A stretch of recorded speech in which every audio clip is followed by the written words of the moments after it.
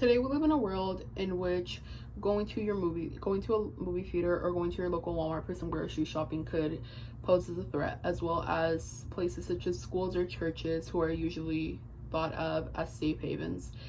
Although all those places today have been affected and can possibly resort to a threatening situation due to the mass shooting problem in America.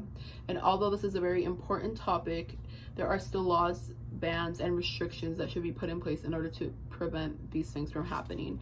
There are too many instances and examples in which people have lost their lives and have been affected by these mass shootings.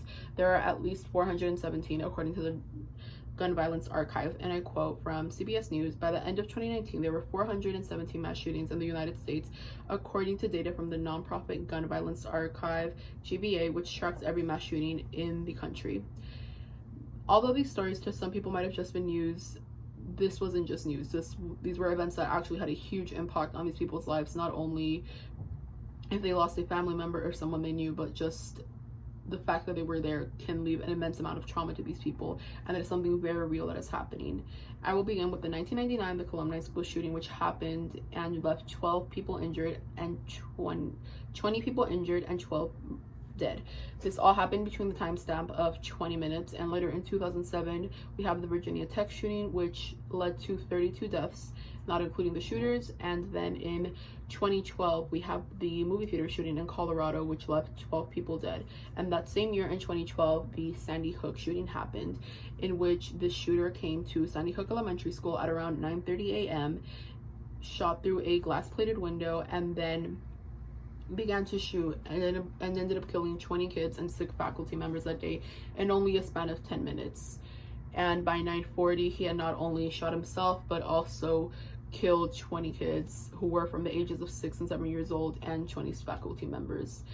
It is very scary to think because of this, because I can assure you that those parents were not thinking at all that that would have happened to their children, and they shouldn't have to, because schools are supposed to be a safe environment for these children to learn and to be in. This is something that shouldn't have happened, but it did. And although parents shouldn't have to worry about this or even think about it, that their children might be killed at school due to a shooter, it is something that keeps happening.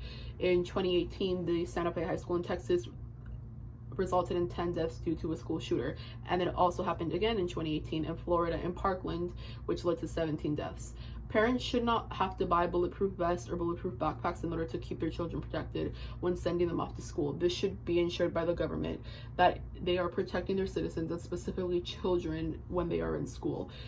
But this is not only limited to schools. As I mentioned before, this happens in other places. It has happened in movie theaters, and in 2015 it happened in Charleston in a church, which is very scary. It led to 9 deaths, and this incident does not only affect the victims and the victims' families, it also affects the community, because now these people in this community are scared and frightened and have to think that there might be a possibility that instead of going to a place of worship, they could get shot, which is something really scary, and it's something that people should never have to think about. But that did become a reality.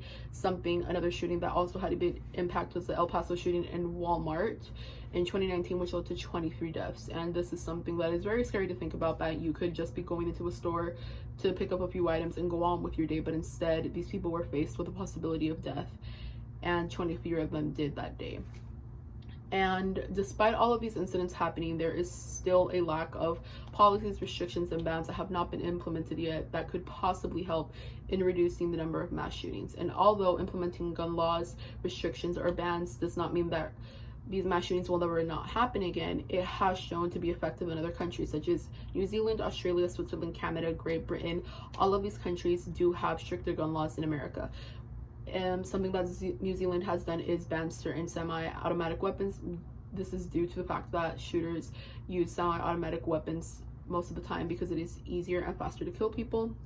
Many other countries that I mentioned before have also implemented a restriction in which a person has to prove that it is essential to their life that they carry a weapon with them, a firearm, not just for self-defense. Australia has also been a country that placed stricter gun laws since 1996 due to the mass shooting that they had, and after implementing these strict gun laws in 1996, they have only had 2 mass shootings compared to America, which has dealt with hundreds of mass shootings, not just 2. Now, owning a gun should be a privilege, not a right. And it's clear that many people are not fit to have a gun, and it should be made harder for them to actually get one.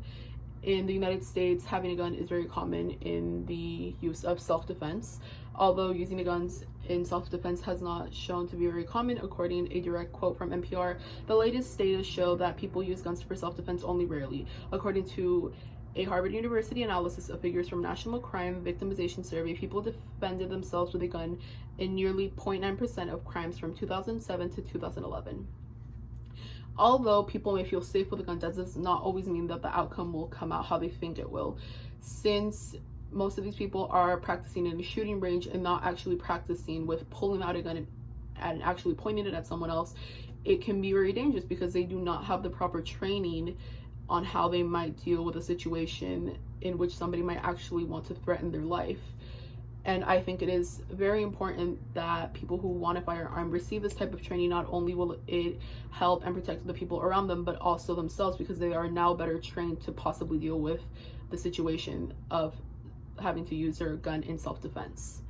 The article, Historical Examination of the United States, Intentional Mass Shootings in the 20th and 21st Century, Implication for Students, Schools, and Society, showed information that has been gained from these school shootings, in which the article expressed, and I quote, "Another alarming trend is that the overwhelming majority of the 21st century shooters were adolescents, suggesting that it is now easier for adolescents to access guns, and adolescents are more frequently suffering from mental illness or limited conflict resolution skills." Another quote is, "Several school shooters noted the ease with which they secured guns from their parents and grandparents, while some noted they would have not carried out with the attacks if it had not been so easy to access a weapon."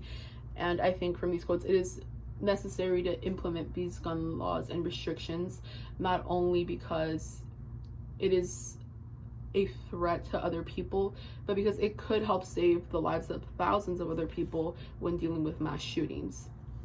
Being able to prevent other people's deaths should not be a argument. Here in California, ABC 10 released an article in which they expressed that getting a firearm was easier than getting a driver's license, which is concerning since California is one of the states that has stricter gun laws.